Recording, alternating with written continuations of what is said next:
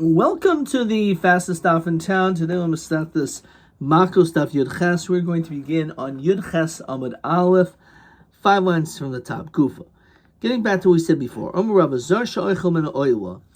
say you have a non-Kohen who ate from an Ola, which the first problem is he's a non-Kohen. Second of all, he ate from an Ola which no one's allowed to eat.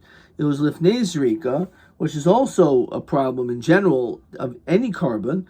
Chutz l'chayma, and when it comes to, let's say, Meiser Sheni, when it comes to Kedushim Kalam, you can't eat it outside of the Chayma. So Rav Shimon Loika Chamesh, he says you get 5 sets of Malchus. Again, one is because he was a Zar, one is because it was an oil, one because it was Chutz l'Chayma, one is Lifnei Zrika, and also because of Chutz l'Kilayim.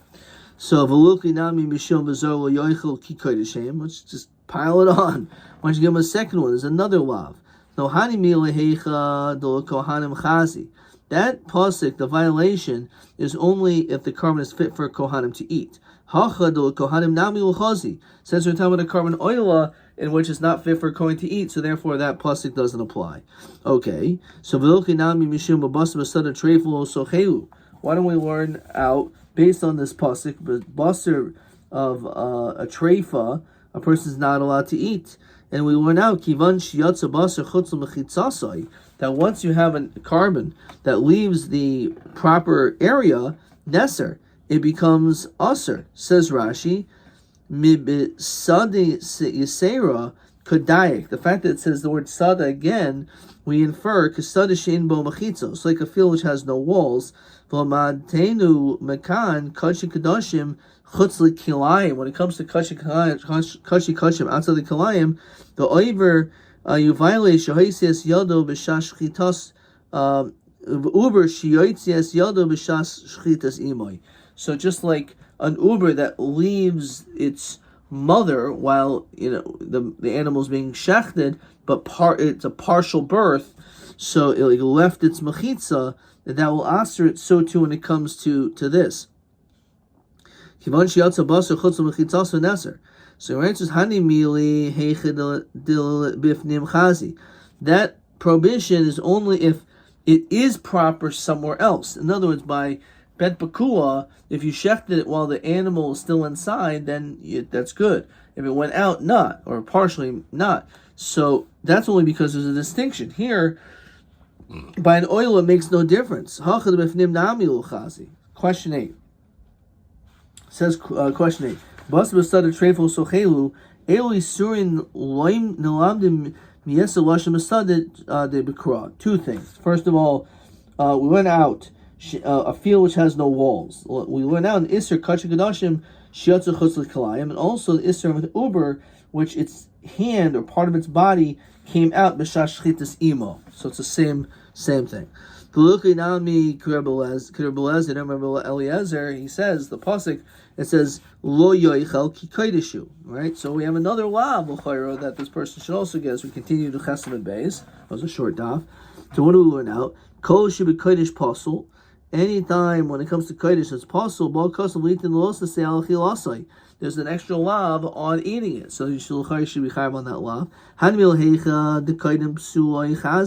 That's because before it was fit. So maybe you can get malchus for a different reason. The sanya. Rabbi Eliezer oimer koshehu b'kolil tiyeh. Any carbon which falls under the category of kolil tiyeh, that should be completely burnt, which is an oil, of course. Litin loisas el chilasai. So l'chayra, you should be chayav on that as well. And you're right. Taki, you're right. There should be an extra lav. Rava Mahaikra Kaimer. And Rava Taka learns out from here. Rava really holds there are more than 5, but he was only saying that you get 5 from that same pasuk. Amarav Gidol Amarav Simon Kuzah. Kayin, that's from the Kuzah, the Chaf.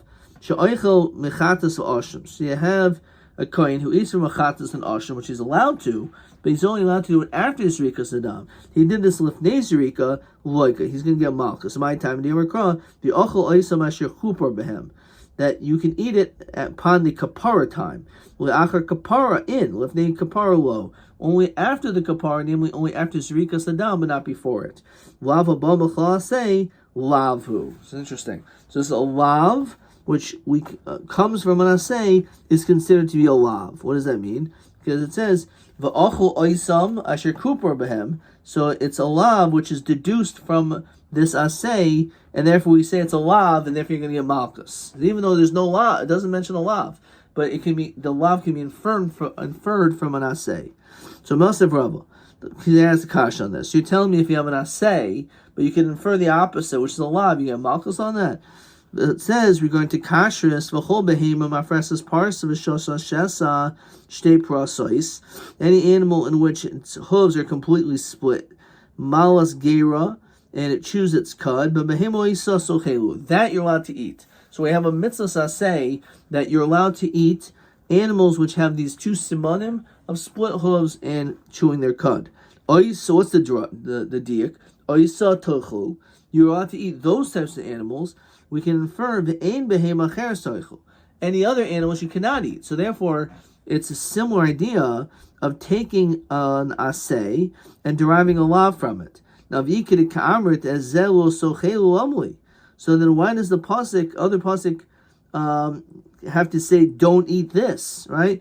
The other pasuk should be enough, because you could be able to derive from the asay what you're not allowed to eat, which is a los asay. You should be able to get malchus. So why does the Torah tell us a los asay?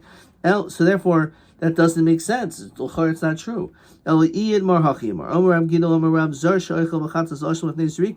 Potter. No, the opposite. That you're not going to be chayav. Why? My time.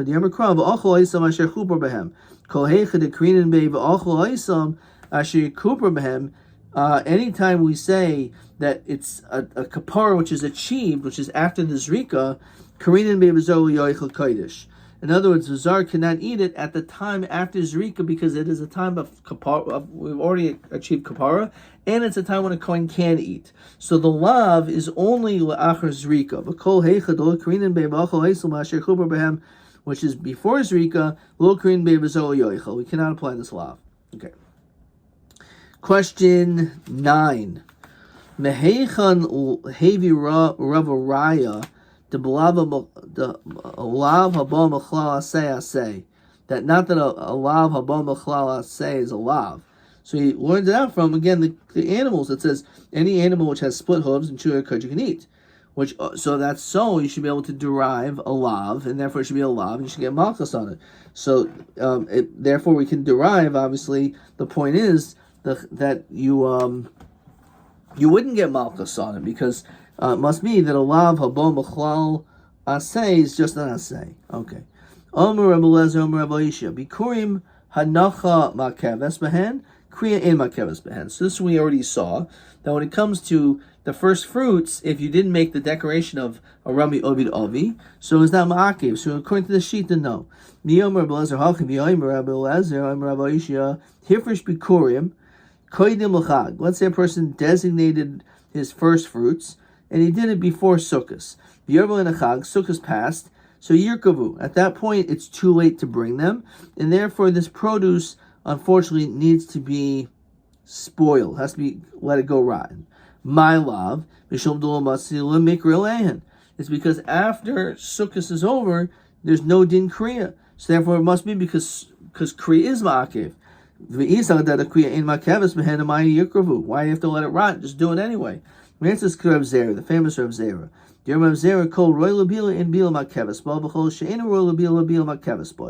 So when it comes to a mincha, you have to have it, even though you don't have to mix it, it can't be in such a large bowl that it's not shaykh to mix. So as long as it's in a small bowl that if you wish you could mix it, even if you don't mix it, it's not ma'akev, but at least has to have the potential to be able to be mixed. That's the great chiddush of Rabbi Zera we apply in so many places, you can see on the side. So what does that have to do with this? The point is that bikurim is not ma'akev. In other words, if you had the opportunity to be able to do it, but you just didn't, then it's not ma'akev. The bikurim was a good bikurim. However, if it's at a time after Sukkot, which kriya is not capable of being said, then in that situation it is ma'akev. Rav Alcha bar Yaakov Mastilok Rav Yosi Rav Yochanan. The Kashalei to Rav Yochanan. He asked the stira. Miyam Rabbi Yochanan, does Rabbi Yochanan really say Bikurim Hanacha Makeves Behen Kriya and Makeves Behen? Does he really hold that Bikurim is not Ma'akev? Name Rabbi Yochanan Bikurim Masim Matur and Kohanim. When do we say the first fruits a Kohen's allowed to eat? V'yermele Haroin L'Kriya. They said Haroin L'Kriya, if it's fit to that it's time to read Mishikarlen, you have to read it.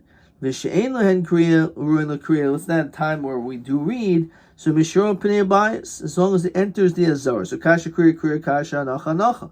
So L'chayr we see over here Kriya is Ma'akev, and also it seems like Hanacha is the same Kasha. So Kriya Kasha. Harav Shem Harabana. So it's actually easy, right? It's a machlokus whether or not Kriya is Ma'akev, and one opinion says it is, one opinion says not. Hanacha Nacha Nabilu Kasha. Harav Yehuda Harabana. Also when it comes to Hanacha, we say the same thing. Says Rashi Hanacha. Mishuro Pnei Abayis, all it has to do is enter the Azara, and Hanacha is not Ma'akiv either. So it's actually Machlokas whether Hanacha is Ma'akiv when it comes to Bikurim. So Ma'ir Behuda, the sign Behuda Omer, the Hinachtoi Zu Tenufa, that has to do with the waving. So Atar Omer Zu Tenufa, Enu El Hanacha Ma'amish, putting it down. So Kashu Omer Hanichu Har Hanacha Omer. It already says that. Hamanamikayim Hinachto, what is that extra word? Zu Tenufa. It tells us that there's also a din of waving it. Umantan the Pagod Behuda, who argues Rabbi Lezer ben Yaakov, he desanya the Lokach HaKohen Hatenem Yadecha Miyadecha, the Kohen takes the basket of Bikurim from your hands. Limit al Bikurim Shetu'un and Tenufa. Then we see from there that there's a chiv of Tenufa, of waving. As Rashi says, Meboy Lahu Lishanis Mahanacha Akev. And the fact that it says it twice, it shows the Hanacha is Ma'akev. Divri Rabbi Lezer ben Yaakov. So my time Rabbi Lezer ben Yaakov. Asi Yad Yad Mishlomo Les L'Gzer Shavak. Ksiv Hachavol Kachakoyin Hatenem Yadecha. Ksiv over there by Shlomim says Yodav Tevienu Es Ishi Hashem. Ma Kan Koyin Av L'Holon Koyin. Ma L'Holon Balam Av Kan Balam. So Haketzad. How do both do it? So Maniach Koyin Yodav Tachas Yedei Balam Meidiv.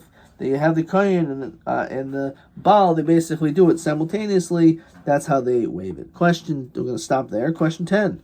So he said,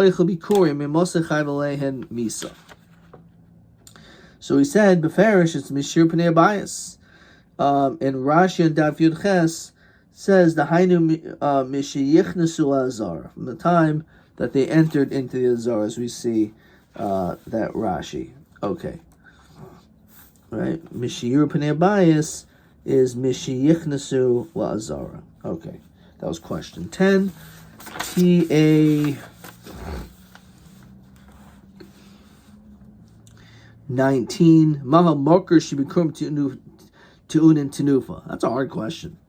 How do we know that Bikurim require Tenufa? So either because it says V'hi Nachtoi, V'yolv mi the extra pasuk which is Tenufa, of L'cha Kohen Miyadecha, V'yolv Gzer Shav Yad Yad Shlomim. That is a very hard question. That was TA 19. So again, either we went out from V'hi Nachtoi is Tenufa, that's one answer, or alternatively, because of the Gzer Shava, he says Asi Yad Yad Mishlomim. So just like a Shlomim requires Tenufa, so does Bikurim. Okay, so you can learn out. You can either just say learn out from a pasuk of the pasuk of Hinachtoi, or it's we learn out that just like Shlomim requires, so too